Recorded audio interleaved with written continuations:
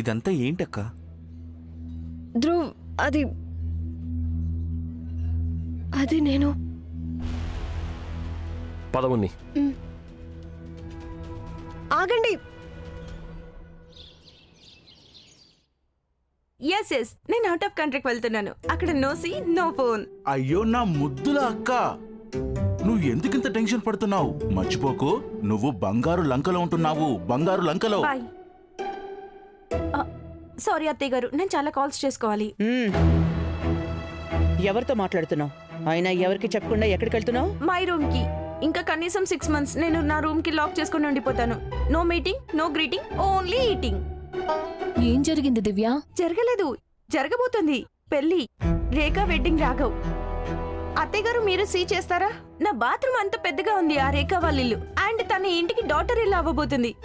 వీటి గురించి నా రిచ్ ఫ్రెండ్స్ కి ఎలా చెప్పగలను? అసలైన అత్తయ్య గారు, ఆ రేఖ కొంచెం కూడా స్టైల్ లేదు. No good clothes, no jewellery.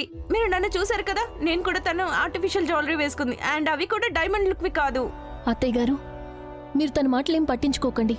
తను చాలా ఎక్కువగా రియాక్ట్ అవుతోంది. కానీ ఒకటి, నాకు కూడా దిగులుగానే ఉంది. మన ఉన్నతి ఆ ఇంట్లో ఎలా ఉంటుంది? ఇక్కడ తన రూమ్లో టెంపరేచర్ 1 డిగ్రీ కింద మీద అయినా తనకి రాత్రంతా నిద్ర పట్టేది కాదు. పైగా తర్వాత రోజు రాఘవన్నయ్య మొత్తం ఇల్లు పీకి పందిరేసేవారు. రాఘవన్నయ్య తనని అంత గారం చేస్తున్నారు. తన ఇంట్లో ఎలా ఉంటుంది? అక్కడ ప్రతి దానిలో లోటుపాట్లే ఉన్నాయి. బిగ్ కో సిస్టర్, ఉన్నతి ఏం చేసింది సరే, అత్తయ్య గారు ఏం పట్టించుకోరు. ఎందుకంటే ఆవిడ నిబంధనలన్నీ డాటర్ ఇల్లు అయిన మన కోసమే. నాకు ఉన్నతి గురించి ఎందుకు దిగులుగా లేదో తెలుసా? ఎందుకంటే తన రాఘవ అన్నయ్య తనకి ఎక్కడా ఏ లోటు రానివ్వడు. పైగా నేను మన ఉన్నతి అల్లరి ఎందుకు భరిస్తానో తెలుసా? ఎందుకంటే తను మన ఇంటి కూతురు.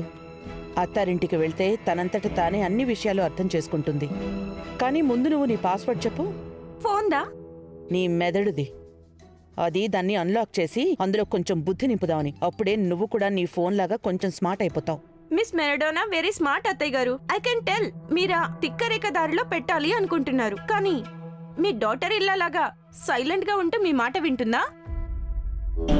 తను విని తీరాల్సిందే. మరి రాఘవ్ బ్రో, ఆయన ఊరుకుంటారా? రాఘవ నాకు చాలా స్పష్టంగా చెప్పాడు, ఆ అమ్మాయి ఈ బంధంలో ఎందులోనూ తనకి ఇంట్రెస్ట్ లేదు అని. పైగా నేను ఇన్నేళ్ల నుంచి ఈ ఇంటిని ఎలా నడుపుకొస్తున్నాను, వాటి గురించి రాఘవ ఎప్పుడు ఏం ప్రశ్నించలేదు. ఇక రేఖ వచ్చిన తర్వాత కూడా ఏమీ మారదు. అసలైనా ఈ రిపోర్టర్ రేఖని సూర్యవంశీ కుటుంబం కోడళ్ళు బాటలో నేను త్వరలోనే తీసుకొచ్చేస్తాను. మిస్టర్ సూర్యవంశీ, ఒకసారి నా మాట వినండి. రాఘవ్, ఒక్క నిమిషం. అక్కడ కనిపిస్తున్నట్టుగా అసలేమీ లేదు. ఎందుకు? దీనికి వేరే వెర్షన్స్ ఏమైనా ఉన్నాయా? లోకల్ టీవీ ఒకటి, సోషల్ మీడియాకి ఒకటి అని. చూడండి, అర్థమయ్యేలా చెప్పగలను. అయితే చెప్పు, ఆ వీడియోలో ఉన్న అమ్మాయి నువ్వు కాదా? అవును, నేనే. అయితే నువ్వు ఆ వీడియోలో ఎవరి గురించి మాట్లాడావో ఆ వ్యక్తి నేను కాదా? మీరే, కానీ కళ్ళకు కనిపించేదంతా నిజమై ఉండాల్సిన అవసరమేం లేదు కదా. ఇదే జర్నలిజంలో మొదటి రూల్. నా ఫ్రెండ్స్ నాతో స్నేహం చేసి ఎంతో కొంత లాభం పొందుతారు. కానీ నా శత్రువులు నా శత్రుత్వాన్ని భరించలేరు. నా దారికి అడ్డు తప్పుకో. మనం అసలు కలిసామన్న విషయం కూడా మర్చిపో. ప్లీజ్, నేను చెప్పేది ఒకసారి వినండి. చూడు, నువ్వు నీ లిమిట్ని క్రాస్ చేసావు. నేను నా లిమిట్స్ క్రాస్ చేసే పరిస్థితి తీసుకురావద్దు. నేను గనక నా లిమిట్స్ని క్రాస్ చేస్తే అది నీకంత మంచిది కాదు. పదవుని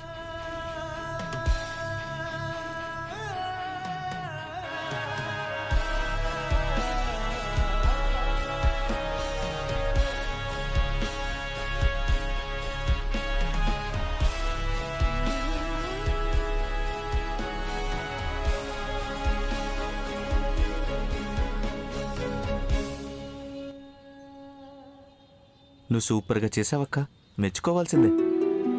అంటే నేను అస్సలు ఊహించలేదు అతని నుంచి తప్పించుకోవడానికి నువ్వు ఇలాంటి వంకర ఐడియా వేస్తావని. ధ్రువ్, నిజంగా అనిపిస్తుందా నేను ఇది చేశానని? ఇంత దిగజారని నేను. నన్ను నువ్వైనా అర్థం చేసుకుంటావనుకున్నా. కానీ అక్క, నువ్వు కూడా చాలా అనుకున్నావు కదా ఆ వ్యక్తి బారి నుండి ఎలా తప్పించుకోవాలి అని. అందుకే నేను కూడా నువ్వు వదిలే ధ్రువ్. ఇలాంటి పన్నాగాలు పన్ని నేషనల్ న్యూస్ లో ఒకరి పరువు తీసేంత దిగజారిపోలేదు ఇంకా నేను. అతను నీ విషయంలో చేసిన దానికి అతనంటే నాకు అస్సలు ఇష్టం లేదు. అయినప్పటికీ కూడా నేను ఇలా చేయను. మరైతే ఇది ఎవరు చేశారు? నాకు తెలుసు ఎవరు చేశారో. అన్నయ్య ప్లీజ్ ఆగు. నువ్వు చాలా ముఖ్యమైనది ఒకటి మర్చిపోతున్నావు. వైరల్ అయిన ఇంకొక వీడియో ఉంది, ధ్రువ్ది నాది. దాని కారణంగా నా లైఫ్ మొత్తం పాడైపోయింది. అండ్ కేవలం ధ్రువ్ ఒక్కనే నేను పెళ్లి చేసుకోగలనన్నయ్య. దానికోసం నువ్వు రేఖని గ్యారెంటీ టైప్ భార్యని చేసుకోవాలనుకున్నావు కదా. నేనేమీ మర్చిపోలేదు.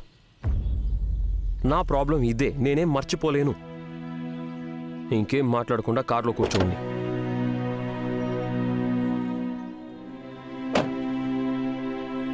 సార్, నేను మీతో ఇన్నాళ్ళ నుంచి ఉంటున్నాను, కానీ నేను మిమ్మల్ని ఇలాంటి పరిస్థితుల్లో ఎప్పుడూ చూడలేదు. ఆ పని పూర్తి చేయాల్సిన టైం వచ్చేసింది. నేను ఇంతకుముందు ఎప్పుడు నిన్ను చేయమని చెప్పని పని. కానీ సార్, చూడు, నేను ఏదైతే చెప్పానో అది మాత్రమే చెయ్యి. అలాగే సార్. ఏం ప్లాన్? మిస్టర్ రాఘవ్ సూర్యవంశీ ఇంతకు ముందు కూడా నా తమ్ముడి మీద అటాక్ చేశాడు, కానీ ఈసారి నా తమ్ముడిని ఏకంగా కిడ్నాప్ చేశాడు. ఓ నో, ఇదెలా జరిగిపోయింది? రేఖ నన్ను చంపి పారేస్తుంది. రేఖ, నిన్నసలు రేఖ నేను చెప్పేది విను. నా విషయంలో నువ్వు ఎలా చేయగలవు? సిగ్గులేదు నీకు అసలు. ఏ రేఖ, నేను చెప్పేది విను. అయ్యో, నేనేం చేయలేదు, ఇదంతా నేను చేయలేదు యా. నేనే చేసినట్టు నీకు అనిపించచ్చు, కానీ నేను చేయలేదు. అసలు నేను ఎందుకు అంటే చేస్తాను? ఎగురుకుంటూ వెళ్ళిపోయిందా అరవింద్ దగ్గరికి నా వీడియో? మధ్యలో అరవింద్ ఎక్కడి నుంచి వచ్చాడు? నేను పోలీస్ని చట్టాన్ని రిక్వెస్ట్ చేస్తున్నాను.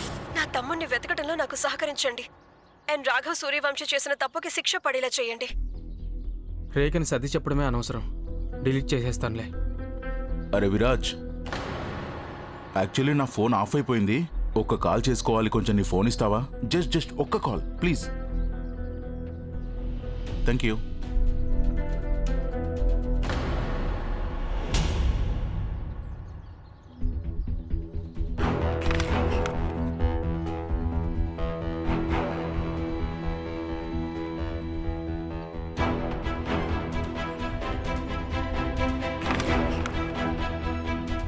Thank you. విరాజ్, నిన్ను ఒక్క నిమిషం గుర్తొచ్చింది.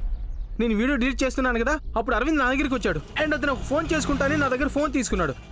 ఖచ్చితంగా ఆ నీచుడు అరవిందే. ఆ డిలీట్ ఫైల్స్ నుంచి రీస్టోర్ చేసి ఉంటాడు. నేనెందుకు ఇలా చేస్తాను? నిన్ను అరే భగవంతుడా, ఇప్పుడు ఒక పొగరుబోతు ముందు నేను చేతులు జోడించాలి, ఎందుకంటే ఇంకొక పొగరుబోతు వ్యక్తికి చెప్పాలి కదా ఇదంతా నేను చెయ్యలేదని. ఎందుకని నీకు విషయం చెప్పనా? ఇప్పుడు నీ దగ్గర వేరే దారి కూడా ఏం లేదు.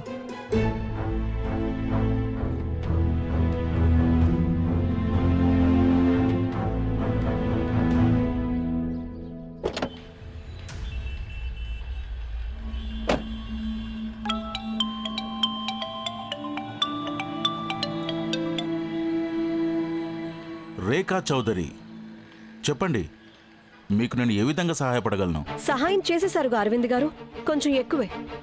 మీరు పైకి ఎదగడానికి వేరే వాళ్ళని కిందికి తోసేయాల్సిన అవసరం లేదు. నేనేమైనా మీకు పిచ్చోలా కనిపిస్తున్నానా? నేను ఒక్క దెబ్బకు 2 పిట్టలు కొట్టాను. ఒకటి, నా ఛానల్ రేటింగ్ పెంచేశాను, అండ్ ఇంకోటి, నిన్ను రేఖా సూర్యవంశీ అవ్వకుండా ఆపేశాను.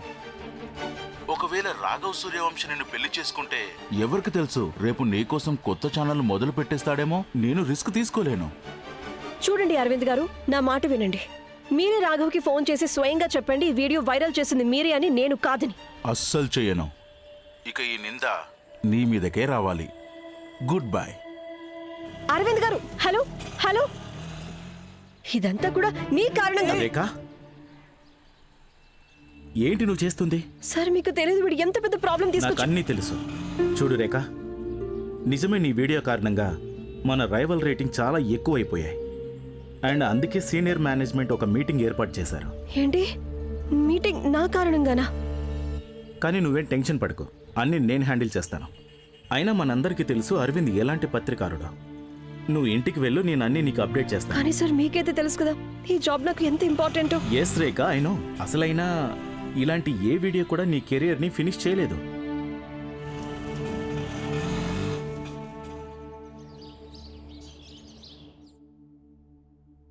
అయితే ఆగిపోయిందని అనుకోవచ్చా? రేఖా చౌదరి ఇంకా రాఘవుల పెళ్లి? చూడ్డానికైతే అలాగే అనిపిస్తోంది. నువ్వు నిజంగా సూపర్ అమ్మా. నిన్న రాత్రి నాకు ఎప్పుడైతే తెలిసిందో అరవింద్ వీడియో చూపించి మన వాళ్ళని బ్లాక్మెయిల్ చేస్తున్నాడని నేను వాడి ప్రాణం తీసేద్దాం అనుకున్నాను. రాఘవ్, రాఘవ్! వీరేంద్ర, మెల్లగా మాట్లాడు. అసలు ఏమైంది? రాఘవ పడుకున్నాడు. రోజంతా పాపం తను ఒక్కడే బిజినెస్ మొత్తం చూసుకుంటున్నాడు. మీరందరూ వాడిని 2 నిమిషాలు కూడా ప్రశాంతంగా ఉండనివ్వడం లేదు. అమ్మా, రాఘవ్ గనుక ఈ వీడియో చూస్తే వాడి నిద్ర గట్టెక్కుతుంది, ప్రశాంతత లేకుండా పోతుంది. ఏంటిది? ఉన్నతి వీడియోనా? కాదు, ఆ రిపోర్టర్ రేఖది. చూడమ్మా. మిస్టర్ రాఘవ్ సూర్యవంశీ ఇంతకు ముందు కూడా నా తమ్ముడి మీద దాడి చేశాడు. ఈసారి కిడ్నాప్ చేసేశాడు. నేను పోలీస్ని చట్టాన్ని ఒకటే రిక్వెస్ట్ చేస్తున్నాను, నా తమ్ముని వెతకడంలో నాకు సహకరించండి. అండ్ రాఘవ్ సూర్యవంశీకి అతను చేసిన తప్పుకి శిక్ష పడేలా చేయండి. ఈ వీడియో ఎవరి దగ్గర ఉందో వాడు బ్లాక్మెయిల్ చేస్తున్నాడు. 10 లక్షలు అడుగుతున్నాడు, లేదంటే వీడియో నేషనల్ టీవీలో వేస్తాడంట. రాఘవ్కి కాబోయే భార్య నోటి వెంటే వాడిని కిడ్నాపర్ అని చెప్పించి వాడి పరువు తీస్తారు. అతనికి చెప్పు, మనం అతనికి 20 లక్షలు ఇస్తామని. వీడియో దాచడానికి కాదు, టెలికాస్ట్ చేయడానికి.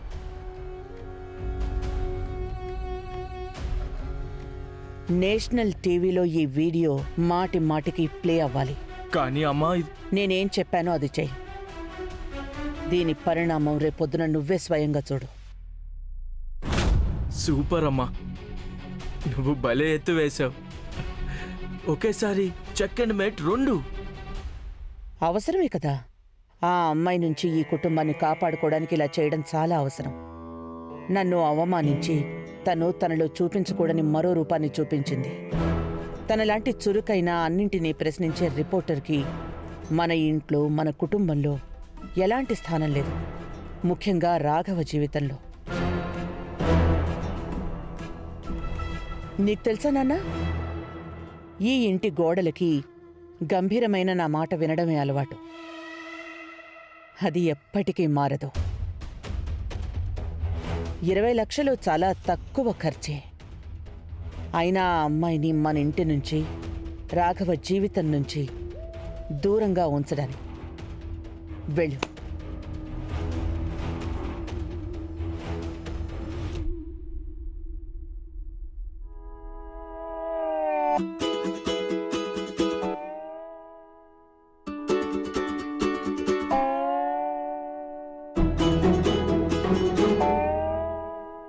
ఏంటక్కా, నా గదిలో నా మీదే నిఘా పెట్టడం అవసరమా చెప్పండి?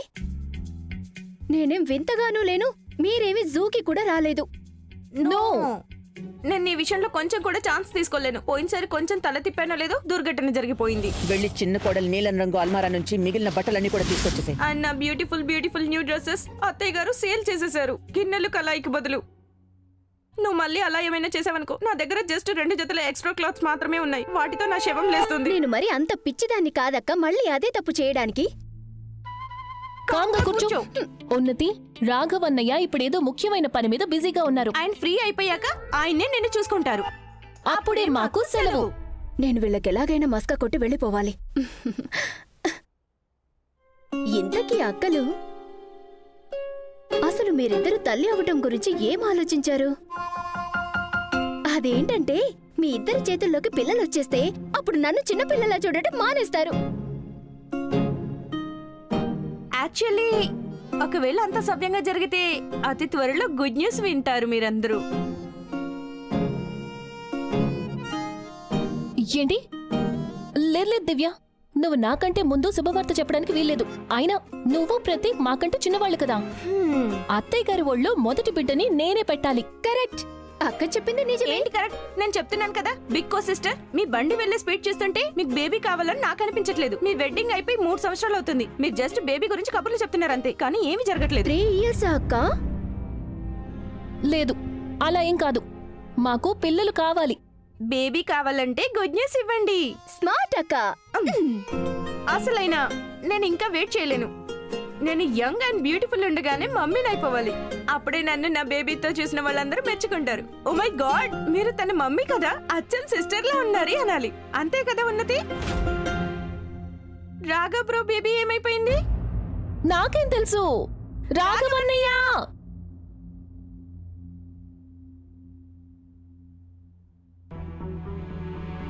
Sir, Australia currencies, passport, ticket, staying confirmation, sim card, bank book అన్నీ దీంట్లో పెట్టాను. గుడ్. ఈరోజు రాత్రి 12 గంటలకు మీ ఫ్లైట్.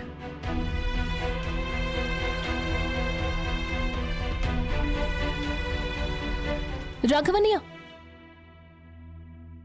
సారీ, ఎలానో తెలియదు కానీ మా వల్ల మళ్ళీ అది అక్కడే ఉన్నాం. అంటే మాకు కూడా ఏం అర్థం కావట్లేదు. ఒక్క నిమిషం. పూర్ణిమ చెప్పు, ఏమైంది? అది అది ఉన్నతి పారిపోయింది.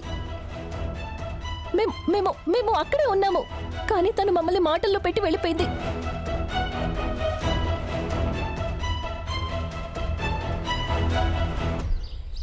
రేఖ, ముందు నువ్వు కూర్చో. ఇవిగో ఈ మంచినీళ్ళు తాగు. ఇక జీవితాంతం నేను ఈ మచ్చతో బ్రతకాల్సి ఉంటుందమ్మా. నేను మోసం చేసి ఒకరి పరువు టీవీలో తీసేశానని, అండ్ ఆ పొగరుపోతు వ్యక్తి నన్ను ఎప్పటికీ మర్చిపోడు కూడా. నేను గొప్పగా ఏవో అనుకున్నాను, అందరి ముందు నిజం బయటపెట్టి నాన్న మీద పడిన అబద్ధపు ఆరోపణని చెరిపెద్దామని.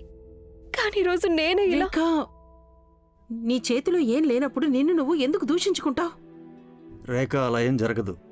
అంతా బాగానే ఉంటుంది. నువ్వు కంగారు పడాల్సిన అవసరం ఏమీ లేదు. అంతా బాగానే ఉంటుంది. నువ్వు జస్ట్ నీ పని మీద ఫోకస్ చేయి, అంతే చాలు. ఎవరైనా మంచి సంబంధాన్ని కాలదన్నుకుంటే ఇలాగే సంబంధం చేజారిపోతుంది. నీ విషయంలో కూడా ఇలాగే జరిగింది. ఇక రాఘవ్ నిన్ను ఈ జన్మలో కాదు కదా, మళ్ళీ 7 జన్మల వరకు నిన్ను పెళ్లి చేసుకోడు. కావాలంటే ఇది రాసిస్తాను. పెళ్లి చేసుకోనక్కర్లేదు పిన్ని, అవ్వకపోయినా పర్లేదు. నాకు కేవలం ఒక్క విషయంలోనే భయంగా ఉంది. వీటి కారణంగా ఉన్నతి మళ్ళీ ఏదైనా తప్పు చేస్తుందేమోనని.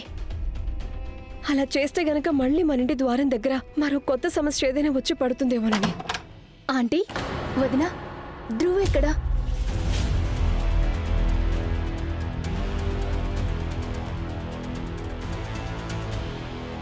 ఉన్నతి, నువ్వు ఇక్కడేం చేస్తున్నావు? అది ధ్రువ్. ఉన్నతి, పద, మనం ఇప్పటికిప్పుడే పెళ్లి చేసుకుందాం. అరే, పెళ్ళా? ఇప్పుడా? ఇక్కడ? అవును, ఇక ఈ ఒక్కదారి తప్ప ఏం మిగిలింది. మీరేం దిగులు పడకండి. పెళ్లి కోసం ఏమేం సామాన్లు కావాలో నేను అన్ని తీసుకొచ్చాను. ఈయన నాకు చాలా సహాయం చేశారు. రహీం బాబాయ్, తను అడిగిన వెంటనే సామాన్లు తెచ్చేశారా? తను చిన్నపిల్ల, కనీసం మీరైనా ఆలోచించాలి కదా. ఏం చేయమంటావు తల్లి? ఈ అమ్మాయి నా దగ్గరకు వచ్చింది. నేను ధ్రువని పెళ్లి చేసుకుంటాను, కానీ వస్తువులు లేవు అంది. అంతే, నేను నా వస్తువులన్నీ పెట్టేశాను. Thank you uncle. అలాగేనమ్మా. ఇవన్నీ నాకు సరిగ్గా ఏం తెలీదు. మీరందరూ ప్లీజ్ నాకు కొంచెం హెల్ప్ చేయండి. యాక్చువల్లీ నేను అత్తయ్య వాళ్ళ పంతులు గారికి కూడా చెప్పేశాను. ఆయన వీడియో కాల్లో మంత్రాలు చదివేస్తారు. ఉన్నతి, రిలాక్స్. చూడు, నీ పెళ్లి ఇలా జరగడానికి వీల్లేదు. ఇలాగే చేసుకుని తీరాలదునా. జరిగినవన్నీ చూశాక అన్నయ్య ధ్రువ్కి నాకు పెళ్లి జరగనివ్వడు. సిటీలోని అతిపెద్ద కన్స్ట్రక్షన్ కంపెనీ యజమాని మిస్టర్ రాఘవ్ సూర్యవంశీ. ఆయన తన డబ్బు బలంతో నన్ను బ్లాక్మెయిల్ చేస్తున్నారు. నువ్వు నీ లిమిట్స్ని క్రాస్ చేసేసావు. నేను నా లిమిట్స్ని క్రాస్ చేసే పరిస్థితి తీసుకురావద్దు. మనం అసలు కలిసిన విషయం కూడా మర్చిపో. ఆయన నేను ఇంకా ఎదురు చూడలేను. ధ్రువ్, ఒకవేళ ఇది ఫార్మాలిటీ అయితే ఫార్మాలిటీ కోసమే. ఈ కుంకుమ నా నుదుటిన పెట్టు. ఆయన ఈ మంగళసూత్రం కట్టి. ప్రపంచం నన్ను ఆ వీడియోలో అమ్మాయి దృష్టితోనే చూస్తూ ఉండటం నాకు ఇష్టం లేదు. అసలు సిగ్గులేదు. ఈ అమ్మాయికి సిగ్గులేదు. వీడియో తీసుకున్నప్పుడు సిగ్గుపడుతుంది. చెప్పు, ఏమైంది?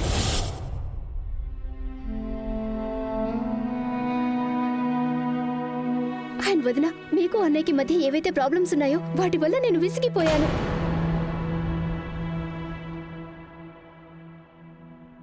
ఉన్నతి, నువ్వు నాతో పాటురా.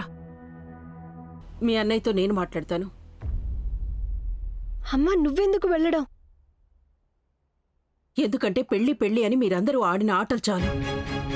ఇక ముందు ముందు ఏం చేయాలో అది నేను నిర్ణయిస్తాను. పద ఉన్నతి. సరే అయితే నేను వస్తాను మీతో పాటు. నేను చేంజ్ చేసుకుని వస్తాను. ఇదిగో నీ ఫోన్. హలో. Yes sir. సరే సార్, నేను ఆఫీస్కి వస్తున్నాను. Okay sir. రేఖ, నువ్వు ఆఫీస్ పని చూసుకో. ఇంటి సంగతి నేను చూసుకుంటాను. పద ఉన్నతి. కానీ ధ్రువ్,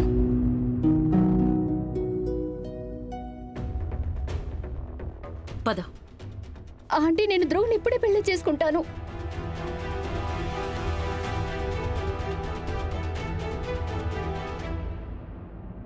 కూర్చోండి. రాఘవ అన్నయ్యకి ఎలా తెలిసింది నేను ఇక్కడున్నానని? మీరు ఎక్కడికి వెళ్ళారో అది ఒక్కటే కాదు, నిజానికి మీరేం ఆలోచిస్తున్నారో అది కూడా రాఘవ్ సార్కి తెలిసిపోతుంది. పదండి.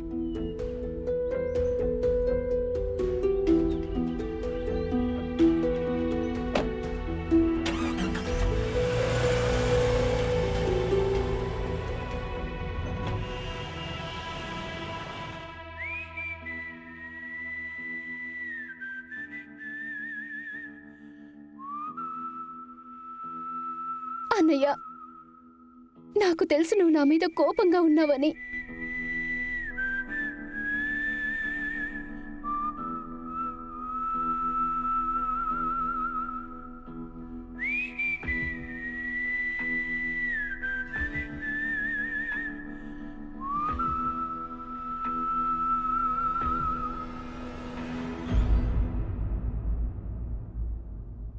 లేదు, నిజానికి ఒక నిర్ణయం తీసుకోవడం నువ్వు ఇంకా సులువు చేసేసావు.